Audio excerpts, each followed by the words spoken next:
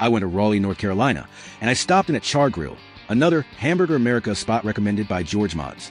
I talked to the manager about being in that book, and he spoke about what an honor it was to be in USA Today, to be in that book, and also to receive the title of the best burgers in Raleigh, North Carolina. To be fair, I didn't have the best experience there, but I would not consider it a restaurant to avoid or think that any accolades are not earned. So what happened was that I ordered a double cheeseburger and their signature char burger. We had to fill out a slip, and I asked for bacon, cheese, lettuce, and tomato and mustard and chili. But for some reason, there is no mustard and plenty of slaw on it.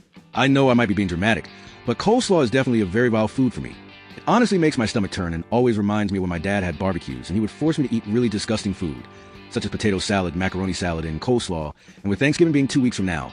I also remember that my dad forced me to eat disgusting things such as stuffing.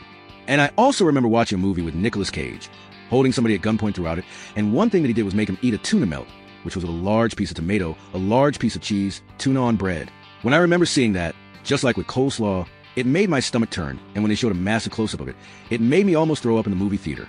There are just some combinations of foods that are highly atrocious, and coleslaw is one of them for me. So when I ate some of the burgers after scraping off much of the vile slaw, it was still very delicious. The burger patties were very meaty. They were not covered with grease, and I had that feeling that after I finished both of them, I wanted more burgers. I have a couple of hours left in Raleigh. Unfortunately, I can't do a lot today because it's very windy and cold. However, at the train station, I'm really thinking about doing an Uber Eats order to try more of their burgers. When I bit into the burger, it tasted very meaty, and there was cheese and chili. Those flavor combinations work very well. Maybe add a pickle, tomato, and lettuce. Everything but the slaw. It was a little weird for me to say this, but all the food worked together. So it's almost like the bacon, cheese, and the chili didn't stand out that much. You taste the flavor, but it works so well in unison with the burger that you finish it really quickly. Also, there were some bits of slaw I couldn't scrape off of it. It was still very delicious and had a lot more positives than negatives. Also, I'm with a couple of other Hamburger America recommendations in Charlotte and Monroe later this week. And I have to be understanding that many of these places are drive-thrus where you just order and get your food there. There's no place to sit inside, especially with this being a really cold month in November and a few weeks before Thanksgiving.